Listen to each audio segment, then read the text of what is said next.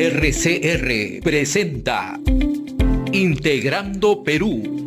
Análisis, entrevistas y propuestas para contribuir al desarrollo del país. Bienvenidos. Saludos amigos. Hoy tenemos como invitada a María Cecilia Villegas, que es gerenta general de Capitalismo Consciente, una importante iniciativa que tiene que ver con hacer empresarios de verdad. Bienvenida María Cecilia. Hola Pedro, ¿cómo estás? Creo que nos conocemos de antes, ¿cierto? Así es. Del mundo académico. Es grato recordar a una persona que pasó por las aulas y yo me acuerdo de mis alumnos, sobre todo aquellos que destacan. Gracias, Pedro. La primera pregunta que quería hacerte es esta crisis que tenemos con el presidente del gobierno parlamentario, ¿no? ¿Debe irse Gerí o hay que estar de acuerdo con la señora Fujimori y mantenerlo hasta abril o hasta julio? Personalmente yo creo que Gerí debería irse. De hecho, creo que Gerí no debió haber llegado al poder. Cuando Gerí es elegido presidente del Congreso, él tenía varias acusaciones que hacían que fuera inaceptable su elección como presidente del Congreso, y así lo hicimos saber desde Capitalismo Consciente. Y con mayor razón cuando se vacó en aquel momento presidenta Dina Boluarte. Eh, con lo que se ha hecho público en las últimas semanas, creo que es absolutamente inaceptable tener un presidente como Gerí. La excusa de la estabilidad no es sostenible.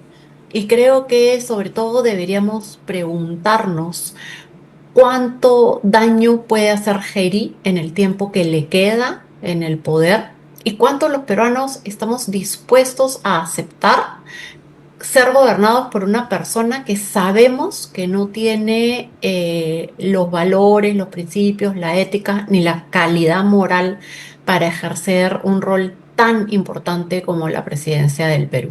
Creo que llevamos muchos años, décadas, conformándonos con muy poco. Y creo que ha llegado el momento de decir ya es suficiente, ya basta.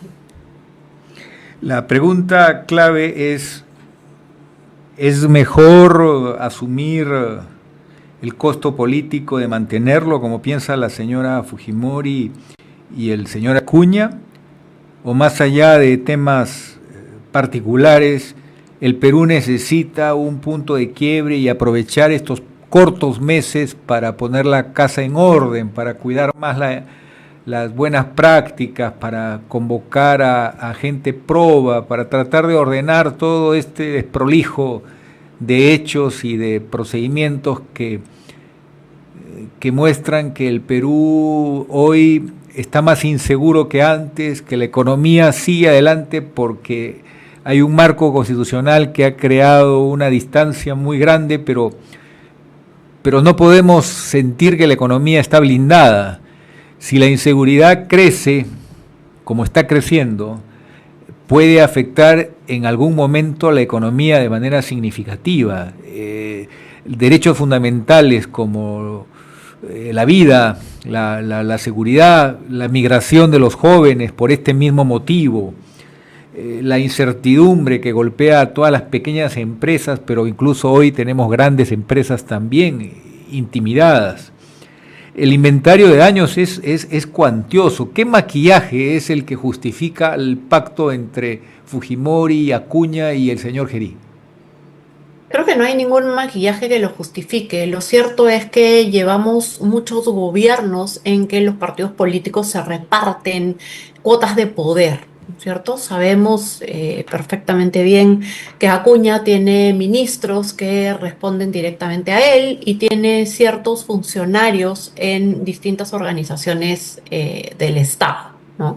Entonces, este es un pacto para beneficio de los políticos y exclusivamente de los políticos, no de los ciudadanos. Y el poder tiene que ser utilizado en beneficio de los ciudadanos.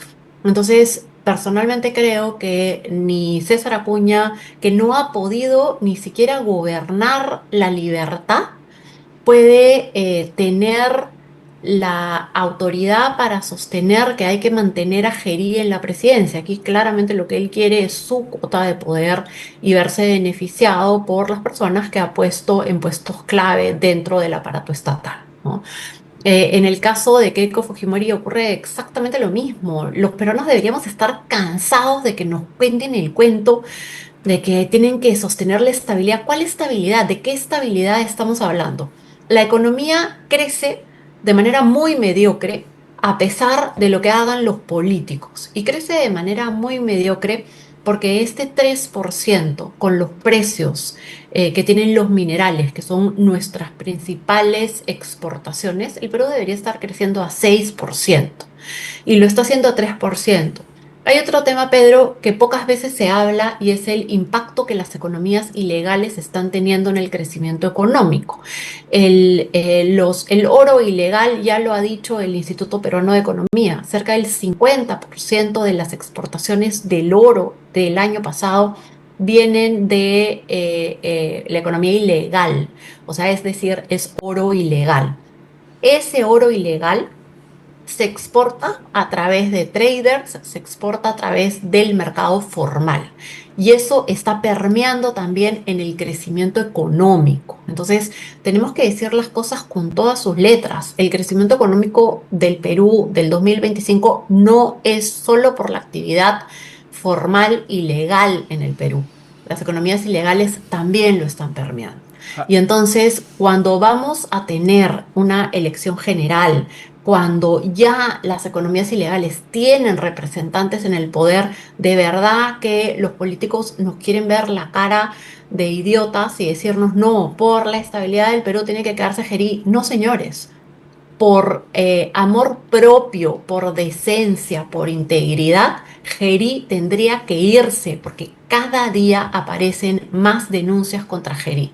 Las elecciones de abril ya fueron convocadas, no están en manos de Gerí. Las elecciones están en manos de, de las instituciones electorales, el Jurado Nacional de Elecciones y la OMPE, ¿no? Y entonces, que Gerí esté en la presidencia no va a tener ningún impacto en las elecciones generales, pero sí va a tener un impacto en continuar la desestabilidad y la desinstitucionalidad del país. Lo que estamos viendo hoy es absolutamente vergonzoso. Un informe de lo que se llamó el Club de la Construcción de las Empresas Chinas, que fue archivado, que no se llevó a la discusión del Pleno, cuando Gerí tenía la potestad de hacerlo, varias reuniones con empresarios chinos. Estamos viendo una cantidad de contrataciones a mujeres que no tienen las capacidades o la experiencia y que llegan a Palacio de Gobierno al final del día y se van al día siguiente. Entonces, ¿qué es lo que estamos viendo y qué es lo que estamos permitiendo que suceda en el Perú? Durante el gobierno de Martín Vizcarra, durante el gobierno de Pedro Castillo y durante el gobierno de Dina Boluarte, hemos permitido que se desarme la institucionalidad del país. El daño es enorme y no lo estamos midiendo aún.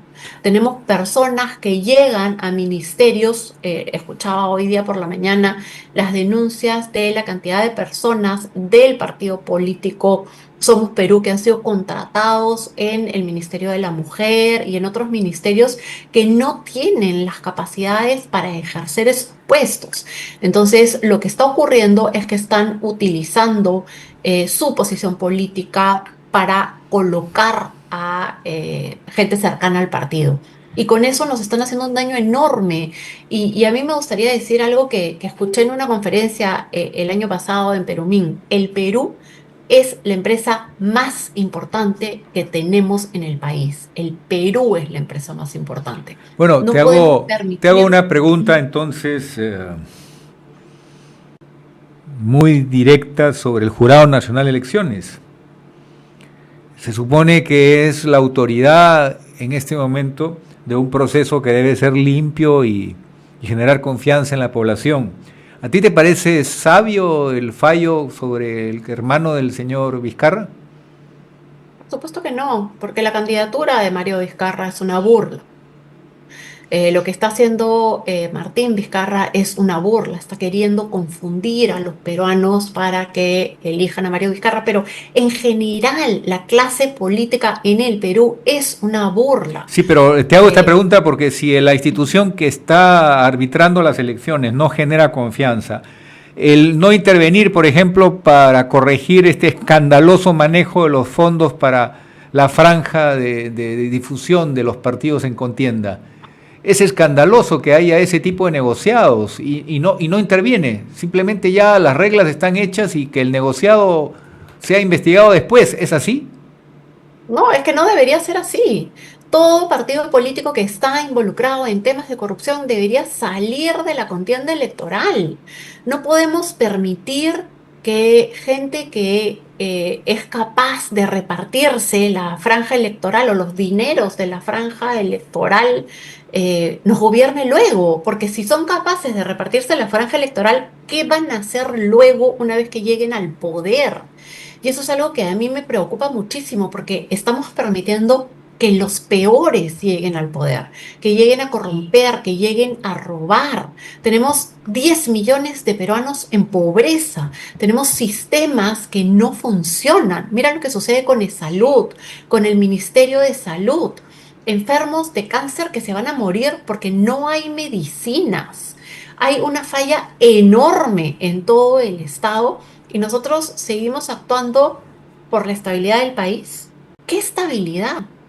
¿La de qué país? ¿La del país o la de los políticos? Entonces, el jurado es parte del problema más que de la solución. O sea, porque dime, ¿esto es casual, este diseño del proceso, donde claramente no hay una coherencia? Porque a Acción Popular, por unas irregularidades internas, ni siquiera se le reconoce el derecho de defensa que tiene cualquier culpable, hasta en el Tribunal de la Santa Inquisición le tenía derecho a la defensa.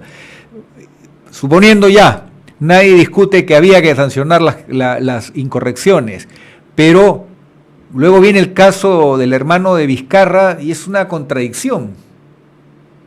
Después viene el caso de la franja electoral y no se dice nada, como que fuera algo que es legal y que un grupo importante de candidatos escoja medios que no tienen ninguna presencia importante de parte de los ciudadanos que van a votar, que se concentran los recursos en medios que poca gente conoce. Es escandaloso. Y sobre todo cuando los líderes de esos partidos están vinculados a esos medios. Bueno, ¿no? ya eso cuando ya se sabe que se están llevando una comisión por colocar ese dinero, porque creo que es bien importante entender cómo funciona la franja electoral. Por ley, los partidos políticos reciben una cantidad de dinero para poder hacer publicidad. No es que lo reciban en sus cuentas, sino que ese dinero se les asigna. Ellos tienen que decidir dentro de los medios de comunicación que están inscritos en la OMPE qué porcentaje de su franja electoral se la quieren poner a cada uno de estos medios. Entonces uno diría, pues no, a Canal 5 tal cantidad de dinero, a Canal 4 tal cantidad de dinero. No sé si RCR está inscrito en la OMPE, pero si estuviera 5% para RCR y así sucesivamente.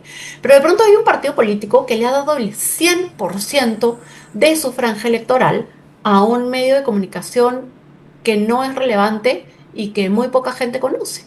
Hay otro partido político que le ha dado una parte importante de su franja electoral a un medio de comunicación que era hasta hace unos meses propiedad de uno de sus líderes y que hoy es propiedad o es presidente del directorio, la pareja de este líder, ¿no?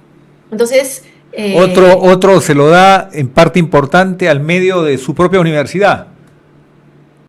Y entonces es una burla, todo lo que está ocurriendo aquí es una burla, porque lo que tenemos es gente intentando llevarse el dinero, y este es un dinero que es del Estado peruano. El Estado ha asignado este dinero para la transparencia y la comunicación de los partidos políticos en beneficio de los ciudadanos, para que los ciudadanos podamos conocer toda la oferta electoral que existe. Y estos señores, con muy pocos valores, con muy poca ética, simplemente deciden embolsicarse ese dinero. Pero ¿no te llama la Entonces, atención también un hecho que es singular? El grueso de los partidos políticos son grupos con dueño, es decir, no expresan una real construcción de un partido político donde hay divergencias, hay democracia, hay debate interno. Son personas que podemos decir muy bien intencionadas o no, pero no es el diseño de un partido político democrático que va a construir institucionalidad en el país, sino son como patentes que dependen de un titular. ¿Es así o no? totalmente de acuerdo contigo y creo que lamentablemente hemos destruido el sistema de partidos políticos. Hoy es bien difícil sostener que existen partidos políticos, ¿no? Son grupos de amigos porque ni siquiera tienen una ideología. No hay un debate intelectual dentro de los partidos políticos, no hay algo que los amalgame, algo que los una. ¿No? Tú puedes, y por eso es que van saltando de un partido a otro. Estos tránsfugas no es gratuito, simplemente son gente que tiene intereses y que en un momento determinado esos intereses los vinculan a un grupo de personas, pero que luego van a hacer que se vinculen a otro grupo en un espacio de 3 o 6 meses, ¿no? Y entonces esto lo que nos está mostrando es que no tenemos una clase política, hemos destruido la clase política. Y creo que esto es bien importante porque nosotros, el Perú, es un país democrático. Nosotros vivimos en un estado de derecho bajo el amparo de una constitución política, vivimos en democracia. Para que una democracia exista, tienen que haber dos partes muy importantes. La primera son los políticos, aquellos que son llevados al poder, y la segunda son los ciudadanos. Y en el Perú no tenemos políticos, simplemente tenemos empresarios de la política, gente que quiere enriquecerse, mercaderes de la política. Y por otro lado, no tenemos ciudadanos, porque nadie está ejerciendo ciudadanía. Y ahí nosotros desde Capitalismo Consciente hacemos siempre un llamado a los líderes empresariales del país, no para que lo ejerzan por ser líderes de la empresa o no para que lo ejerzan a través de la empresa, sino porque antes que empresarios son ciudadanos, pero son ciudadanos con un poder enorme. Y entonces, si nosotros no asumimos nuestro rol y estos grandes empresarios no asumen su rol como líderes de la nación, ¿quién va a guiar el país hacia el desarrollo? Porque está claro, Pedro, que los políticos no lo van a hacer. A ver, hablemos un poquito de minería ilegal, que lo tocaste al principio de tu exposición. ¿No nos estamos pareciendo cada vez más a México? Que las mafias están tomando partes importantes de las regiones y de la economía del país. O sea, en pocas palabras, así como Patá se dice que son 10 puntos críticos que existen en el territorio nacional, hay plantas de acopio que son la Casa del Jabonero, que son los mayoristas que reciben buena parte de ese oro de origen ilegal y termina en un puerto de exportación, aunque también hay contrabando del oro que se obtiene ilegalmente, pero se ve que el esfuerzo público, que los fiscales y policías a cargo de esto no tienen el presupuesto óptimo, no se utiliza metodología satelital, equipos de última tecnología que permita visores nocturnos, que permita seguir el movimiento de una pelota de fútbol en cualquier metro cuadrado del territorio nacional. Es decir, hoy tenemos la tecnología para exigir, rendir cuentas a esta gente que está desarrollando una actividad ilegal, y no hay la voluntad política más que un esfuerzo para que, bueno, ya no se diga tanto. ¿Es así? Totalmente de acuerdo. Es más, yo te lo voy a hacer más sencillo. Ni siquiera es que necesitemos tanta tecnología. ¿Qué es lo que sucede? Cuando, por ejemplo, tomemos Patás. Patás es un solo ejemplo, pero ese es el ejemplo en La Libertad, en el norte. Podemos ir a Chala y hablar en el sur, podemos ir a Nazca. En todo el Perú existe minería A unos metros de la ciudad de ilegal. Iquitos. Por todos lados, en Puerto Maldonado es realmente terrible cómo hemos permitido que se destruya la Amazonía.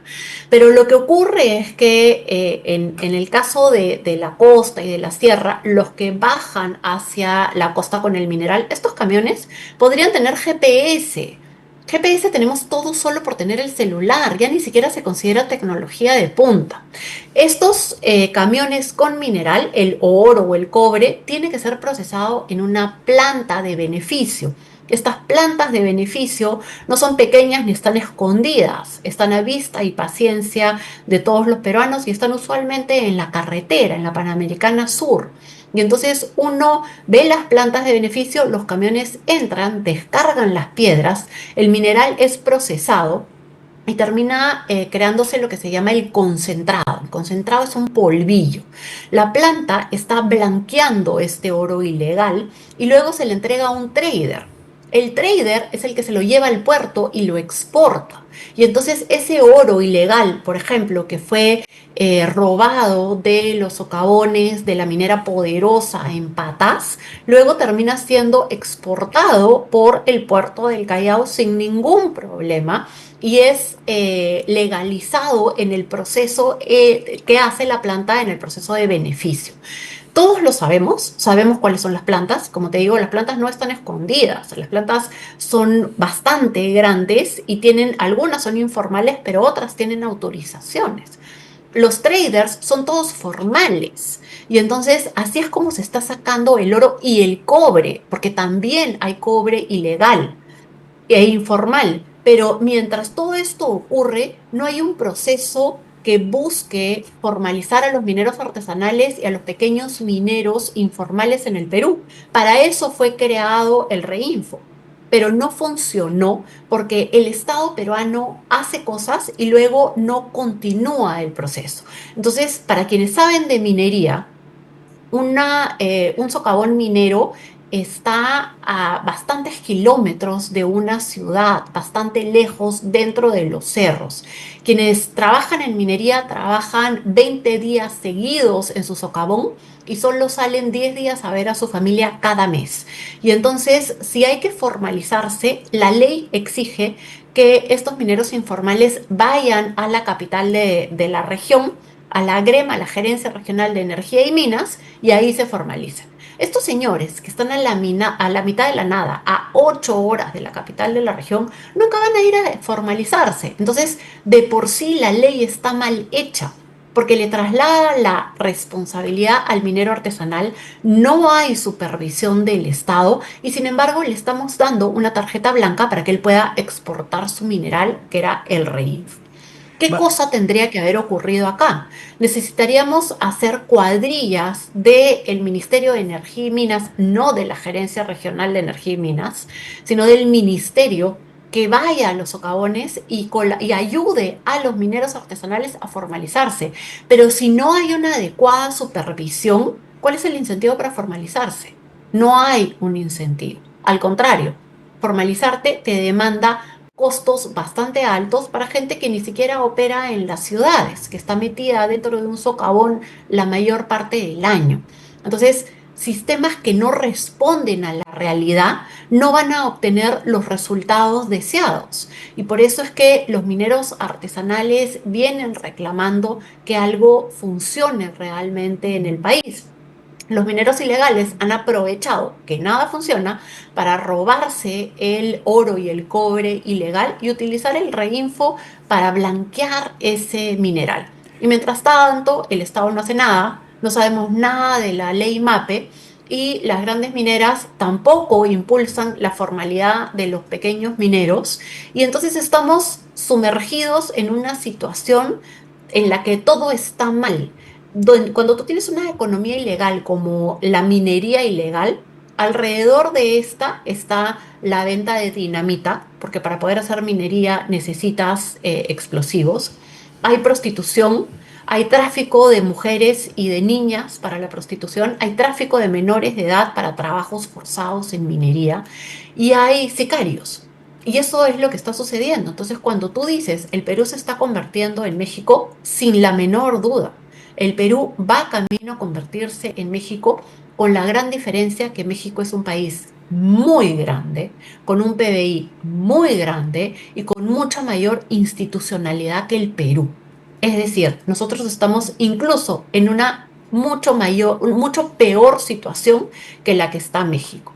Por lo menos hay cierto accionar de las instituciones de Estados Unidos para que México baje su nivel de criminalidad, porque trae cola a los Estados Unidos en el narcotráfico y en las mafias el hecho de que México esté controlado, sobre todo en los estados de la frontera, por mafias. Es decir, el ser vecino de Estados Unidos, más allá de Biden o de Donald Trump, lleva a México a tener que hacer algún control sobre las organizaciones criminales. Y esto no lo tenemos nosotros como sí lo tiene México, ¿no? Y no lo tenemos tampoco porque no hay el interés, porque al final en toda la cadena todos se están beneficiando. Los mineros ilegales le pagan a los policías, porque en la carretera hay policías. Y todos hemos visto, si uno circula por una carretera en el Perú, uno puede identificar claramente cuáles son los camiones que bajan mineral, porque los vas a ver llenos de rocas gigantescas, y vas a poder ver cuáles son los encapsulados. Los encapsulados son esos camioncitos que tienen como un techito encima de la tolva, que son los que transportan el mineral ya procesado para ser exportado. Entonces, todos estos camiones pasan a vista y paciencia de todos los controles de las autoridades y nadie los detiene. Y cuando los detienen es para recibir su coima, su cupo. Hablemos un poquito de algo que es de Ripley y que tiene que ver con la Carta Magna del Perú. La Constitución del año 93 es una constitución económica, esencialmente. Se basa en decir que mientras no haya capacidad de generar valor, de generar riqueza, no se van a poder plasmar los derechos fundamentales de la persona. Entonces hay que hacer que el país aproveche sus recursos para que genere ingresos y esos ingresos permitan que los derechos humanos se concreten, sean tangibles. Esa Constitución centra el tema de la economía social de mercado como un aspecto sustantivo de la vida de los peruanos. Ha dado mucha importancia a la empresa privada. Prácticamente es una apuesta directa, como ninguna otra constitución del Perú, a una suerte de capitalismo humanizado, si me permites la expresión. No existía esa decisión tan tajante en ninguna de las constituciones anteriores, donde el modelo económico condiciona la calidad de vida de las personas. Acá sí, acá se apuesta directamente por la libre competencia y la iniciativa privada. Me viene la pregunta a colación. Ha habido mucho discurso, la extrema izquierda quiere una asamblea constituyente, quiere traerse abajo todo aquello que permitió recuperar el país de la crisis total. Cuando el año 92 heredamos una hiperinflación que hizo que el Estado reventara. Nunca antes el Perú había vivido una tragedia de ese tipo, donde la gente no sabía cuántos billetes juntar para al día siguiente comprar productos de primera necesidad. Llegamos al duro esfuerzo de la economía equilibrada, de no gastar más de lo que ingresa, la disciplina fiscal, y no necesita ser un partido de extrema izquierda. Los propios herederos de Fujimori eligen un tribunal constitucional que por la ventana toma una decisión de Ripley. Le reconoce a los parlamentarios iniciativa de gasto, solo que no debe ser el presupuesto del año fiscal en curso, sino del año siguiente. Perdón, ¿esto es razonable? ¿Esto es... De ninguna manera. ¿Esto no significa perforar una de las columnas vertebrales de la Constitución? Por completo, pero ponte a pensar, una de las grandes innovaciones de la Constitución Política del 93 es que teníamos una Constitución económica. El capítulo económico de la Constitución Política es importantísimo. La independencia del Banco Central de Reserva, la creación del Tribunal Constitucional y el hecho que el Congreso de la República no tuviese iniciativa de gasto era sumamente importante porque la década de los 80 ya habíamos padecido lo que sucede cuando tienes un presidente irresponsable que simplemente se dedica a jugar con la maquinita. Entonces, esta constitución económica que se basa en la libertad económica del ciudadano, y mira qué importante es la libertad económica. A mí nadie me obliga a hacer empresa. Yo soy libre de trabajar en lo que yo quiera. Si yo quiero hacer empresa, soy libre de crear la empresa que yo quiera para desarrollar actividades legales. Y como ciudadana, soy libre de acceder a los bienes y servicios que hay en el mercado. Nadie me obliga ni me limita a los productos que yo puedo comprar. Yo puedo ir a la tienda de la esquina o me puedo ir a otra tienda a 10 kilómetros de mi casa. Yo puedo comprar y escoger sobre una diversidad de marcas. Y nadie me obliga o nadie limita. Puedo comprar la cantidad que yo quiera. Y esto es bien importante porque en países como Cuba, por ejemplo, tú no tienes la posibilidad de elegir primero en qué te quieres desarrollar, porque ellos te dicen en qué te puedes desarrollar. Tú hasta hace un tiempo no podías tener empresas, no podías libremente desarrollar actividad económica, pero como ciudadano solo puedes comprar en la tienda de tu cuadra, en la que ellos te asignan, y tienes una tarjeta de racionamiento que te dice qué puedes comprar y cuánto puedes comprar. Bueno, Entonces, ahora tienes, María Cecilia, el resultado de que hay un montón de proyectos que están desfinanciados, porque el Ministerio de Economía y Finanzas ya no hace su trabajo, ahora ha aceptado el poder parlamentario, y un viceministro me dijo algo que para mí fue de Ripley, me dijo, ya no podemos oponernos, que aprueben lo que quieran y si hay dinero se transfiere, si no, no hay dinero y se acabó. O sea, hemos llegado a ese nivel anárquico que el Ministerio de Economía ha perdido todo el poder que tuvo durante todo el periodo de ordenar la economía y que pudimos ver claramente hasta en el segundo gobierno del señor García, donde el ministro de Economía le decía no. Después y creo que ha habido una caída. Es bien importante, pero déjame retroceder un poquito a la importancia de la libertad económica y por qué no se pone en el centro a la empresa, sino al ciudadano.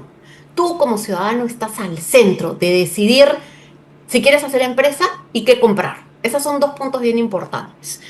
Pero además, el hecho de que la Constitución limitara al Congreso hacía que el MEF fuera muy fuerte y pudiera rendirle cuentas a los ciudadanos de en qué se gastaba. Cuando tú tienes congresistas que van sacando sus proyectos y tienes un MEF tan débil como el que tenemos hoy día, tienes cuántos proyectos, la vía Expresa Santa Rosa por la cual vamos a llegar al aeropuerto no tiene financiamiento. Entonces hemos hecho una obra de una magnitud enorme, privada, que es el aeropuerto, y no tenemos cómo entrar. Tenemos 2 puentes Bailey. La carretera central, la nueva carretera central, que va a conectar la capital o va a conectar el puerto del Callao y el puerto de Chancay con la región Junín, tampoco tiene presupuesto. Y entonces, ¿qué cosa estamos haciendo con el país en el momento en que los precios de los minerales están rompiendo récord del mundo? Nunca en la vida ha habido el precio María de los Cecilia, minerales tan estamos quebrando el espíritu y la letra de la Constitución del año 93. Así es. Ahora, va al segundo caso. El régimen aprobado en esa Constitución era presidencialista. De la noche a la mañana, estas decisiones del tribunal elegido por este Congreso decide que se defina la causa esta de falta de moral, inmoralidad del presidente de la República como un cajón desastre, a la medida de lo que el Congreso decida. No se le pone ningún candado, al contrario, se inclina la balanza a favor del Congreso y hoy, cualquier noche, un presidente puede ser destituido. Las cosas se han cambiado, ya tenemos una democracia parlamentaria sin necesidad de asamblea constituyente. Segundo golpe mortal a la Constitución del 93 y aquí no pasa nada, doctora. Y aquí no pasa nada. No pasa absolutamente nada porque nos hemos acostumbrado a la mediocridad de nuestros políticos y nos están destruyendo el país y no sé en qué momento vamos a reaccionar y nos vamos a dar cuenta de que todos los sacrificios que ocurrieron en los 80s con un país que era realmente pobre y todos los sacrificios de los 90s para poder ordenar la casa se van a ver perdido. La única institución que funcionaba en el Perú era la macroeconomía y nosotros estamos destruyendo el tema macroeconómico con el déficit fiscal y habiendo autorizado al Congreso a decidir sobre el gasto público y todo amparado en temas de corrupción. Porque todas las leyes, por ejemplo, mira lo que han hecho con los maestros, la cédula viva de los maestros jubilados. ¿Cuánto va a costar eso? ¿Cuánto hasta que el personal médico se dé cuenta que los maestros tienen cédula viva y ellos también quieran la suya?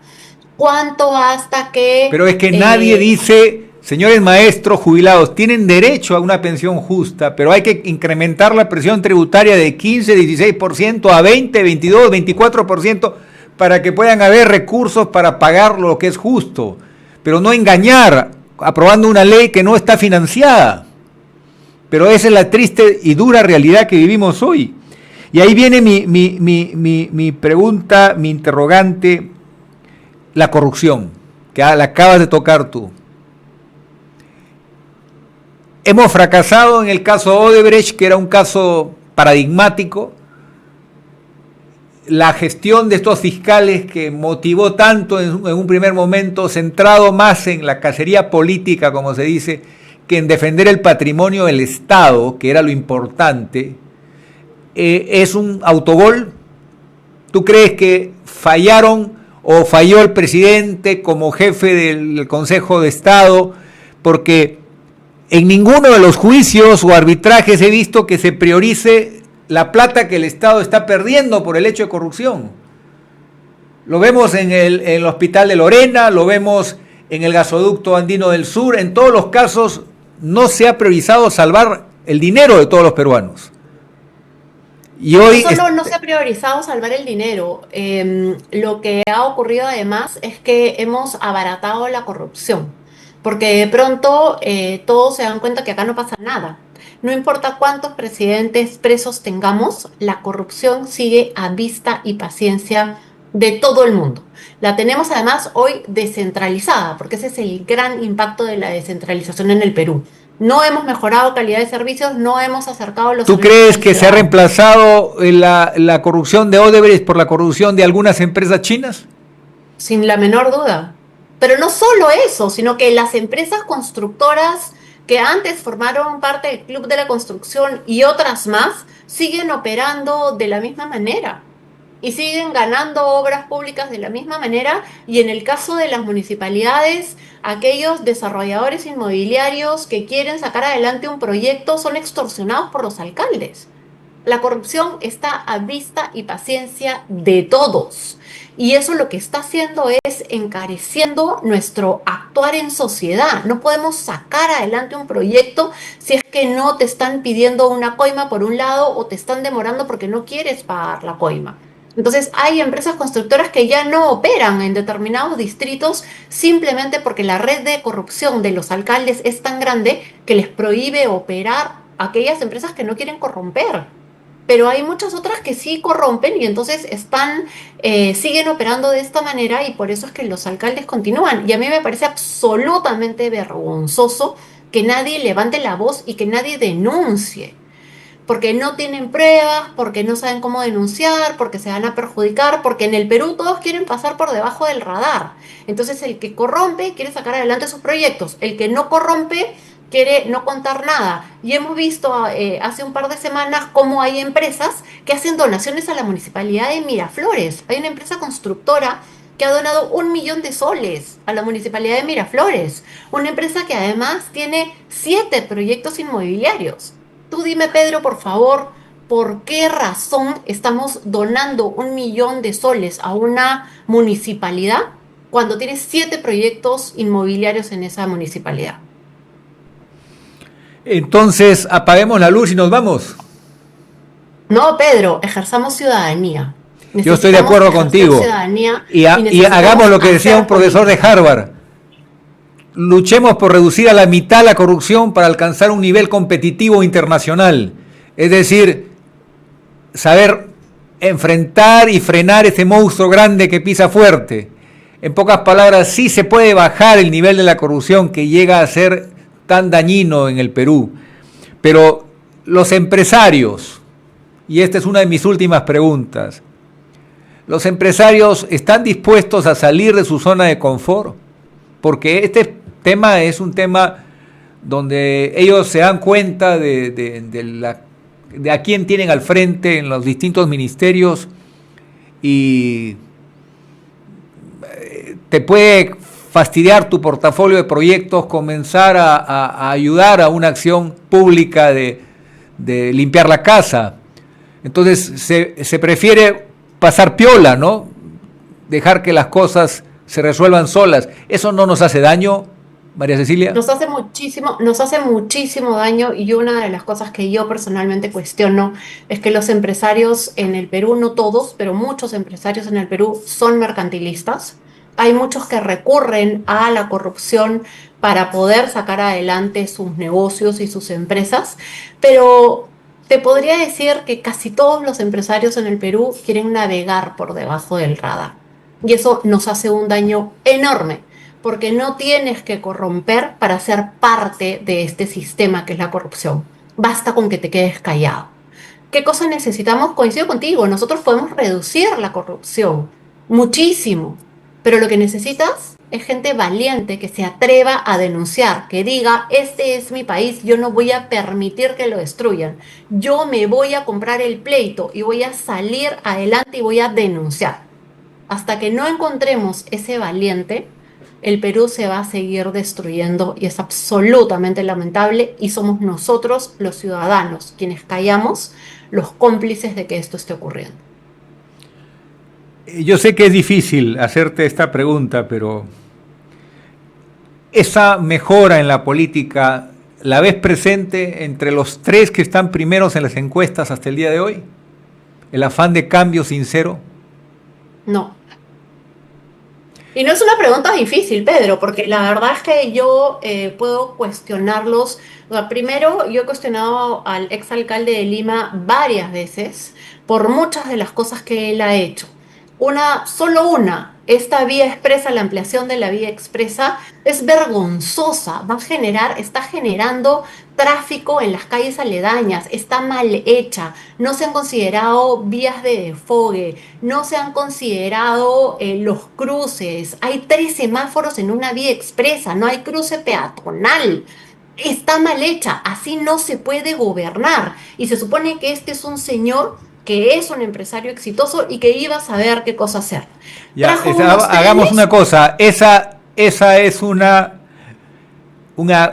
medida muy errada, estamos de acuerdo. Esa vía expresa no está siendo la vía expresa que fue la primera y segunda, que realmente ha permitido durante 40 años un transporte eficiente. Esta es una solución apurada y parece improvisada.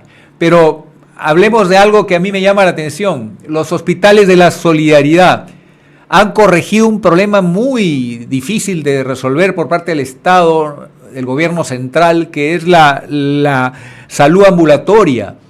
Los hospitales de la solidaridad le dan una esperanza a la clase media y a la gente humilde de una atención rápida a un precio módico. Esa es una reforma que sí ha caminado Y yo Pero creo eso que no es una también, reforma de este alcalde, eso es una reforma que venía de hace mucho tiempo. Esos hospitales de la solidaridad funcionan hace muchísimo pero tiempo. Pero vienen más allá de, de los sí, proyectos puntuales, con sí. quien yo tengo una crítica, mira lo que ha hecho Fuerza Popular desde el Congreso. En los dos últimos congresos ha tenido una participación bastante importante y tú mismo has señalado cómo ha destruido el Tribunal Constitucional, la prohibición de que el Congreso tenga iniciativa de gasto de un Tribunal Constitucional puesto por Fuerza Popular. Proyectos de ley que han votado junto a los partidos de izquierda para desestabilizar aún más el país. Y podemos dar muchos ejemplos de lo que ha ocurrido. Y finalmente, si no me equivoco, el tercero es Mario Vizcarra o Carlos Álvarez, ya no sé quién es el tercero. Pero El tercero es Álvarez y cuarto Vizcarra. el tercero Álvarez y cuarto Vizcarra. ¿Tú sabes quién está detrás de Álvarez? ¿Tú sabes quién está financiando a Álvarez? ¿Cuál es la propuesta de Álvarez? Nadie lo sabe, porque Nadie lo sabe. no es claro en lo que está diciendo. ¿Qué sucede con Mario Vizcarra? ¿Quién es Mario Vizcarra? El hermano de un presidente que generó la mayor crisis durante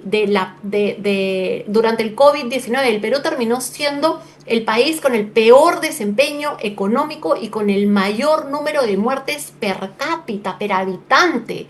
¿Cómo puede ser eso posible? Y este señor está con prisión por hechos de corrupción y manda a su hermano queriendo engañar a una gran parte de los peruanos, haciéndoles creer que es la misma persona, ¿no? Y entonces, estos son los cuatro que irían a gobernar el Y Perú, dime una a los que les cosa, vamos a entregar el país más. bajemos en la lista, me interesa tu opinión. El señor Nieto, ¿qué te parece? Nieto Montesinos. No he revisado El que fue su ministro de propuesta, su Defensa plan de con gobierno. Sí, PPK. lo conozco perfectamente, sé quién es. No he revisado Su su plan de propuesta, su gobierno. plan de gobierno, ni sé con quién está, porque resulta que hay 39 candidatos presidenciales. Marisol No sé. Perestello. Marisol Perestello es una persona a la que yo conozco, pero mira el problema en el que está, porque su partido es uno de los que ha mandado la franja electoral a un canal de streaming que es propiedad de uno de sus líderes. Pero ha limpiado la casa rápidamente, ¿no? Yo no lo sé, pero ¿qué pasó antes? O Sí, sea, claro, ¿con quién nos lo con que quién nos pasa es estamos que rodeando? ha tenido un pacto con estas personas, pero luego estas personas se han despintado, ¿no? Pero ya, yo creo que las personas no se despintan en el camino. Yo creo que las personas no se despintan en el camino. Tú Caras vemos, sabes quién es corazones no. quién. Tú sabes quién es quién. Y este señor no ha aparecido de la nada, ¿no es cierto? No, Entonces, también eso es tampoco cierto. podemos ser ilusos, porque, por ejemplo, cuando escogimos presidente a Alejandro Toledo, todos sabíamos quién era Alejandro Dime, Toledo. el general Grosso de la Fuerza Aérea No tengo idea quién es. ha sido general de inteligencia, de la especialidad de inteligencia, y yo me he dado el trabajo de revisar los planes de gobierno de ellos, de estos que están de 1 y 2 puntos en las encuestas. Quiere decir que puede haber una sorpresa, porque hay 40% de peruanos que todavía no deciden. Por eso te pregunto por ellos, porque los otros ya son conocidos y también sabemos los problemas que arrastran. Entonces, no va a ser fácil este proceso electoral, ¿eh? No va a ser fácil, va a ser muy duro, porque yo soy uno de esos 40% de peruanos que no tiene idea de por quién va a votar, por ejemplo. Y te lo digo no con orgullo, sino te lo digo con pena y te lo digo con vergüenza, porque quienes son, o quienes somos, porque yo me considero una persona informada, sentimos que no podemos darle nuestro voto a ninguno de los que está postulando hoy En día. Capitalismo Y eso es Consciente han lamentable. identificado un solo gobierno regional que haya tenido una gestión decorosa en los últimos 5 años. No, nosotros no hemos hecho esa tarea. Nosotros somos una organización de empresarios que promueve el ejercicio de un liderazgo consciente para generar impactos Lo digo por positivos las al buenas país. prácticas que se puedan identificar. No hemos hecho la tarea, o sea que no te lo podría decir. Nosotros lo que Un hacemos es gobierno local algo que merezca cierto crédito. difícil, ¿no? En pocas palabras, cada vez es más difícil encontrar gestiones que uno considere que son dignas de servir de ejemplo, ¿no? Y cada vez es más difícil encontrar personas en las que uno pueda decir, yo creo que esta persona tiene el bien del Perú y el bien de los peruanos como meta. Yo la verdad es que no lo veo. Pero sí es cierto que en los últimos 50 años hemos tenido a algunas personas en el ejercicio del gobierno que han salido más pobres de los que entraron, ¿no? O sea, sí hay testimonios personales de gente proba. O sea, Belaúnde Terry fue un hombre que mostró hasta el final de su vida honestidad, él como persona. Creo que eso es algo incuestionable. Otros, lamentablemente, no podemos tener la misma convicción porque los signos exteriores de riqueza y los juicios y los problemas y el tener tanto expresidente preso da una pésima señal del Perú, ¿no? Pero mira, Pedro, lo que sucede. Al final, los peruanos, la mayoría de peruanos somos gente de bien. Somos gente que salimos a trabajar todos los días para crear un futuro para nuestras familias. Y queremos vivir en un país donde haya seguridad, en un país donde podamos cumplir nuestros sueños, donde nuestros hijos puedan estudiar y tener un futuro. Y entonces, esos ciudadanos de bien que hay en el Perú, que son la gran mayoría, son los que tenemos que unirnos y sacar este país adelante. ¿Y cómo lo tenemos que hacer? Ejerciendo ciudadanía y haciendo política, porque no podemos permitir que los peores entren a la política. Necesitamos recuperar nuestro país y eso es posible, es absolutamente posible. Solo depende de nosotros, de que tomemos la decisión de hacerlo. María Cecilia, muchísimas gracias. Este va a ser el capítulo 1. Te voy a molestar para un capítulo 2, por favor, es muy importante. Tu opinión, tu compromiso y ese trabajo que están haciendo desde el mundo empresarial para que se compre el pleito de hacer un mejor Perú. Y eso creo que lo vale. Muchas gracias y hasta muy pronto. Gracias a ti, Pedro, encantada. Nos vemos pronto. Hemos presentado Integrando Perú.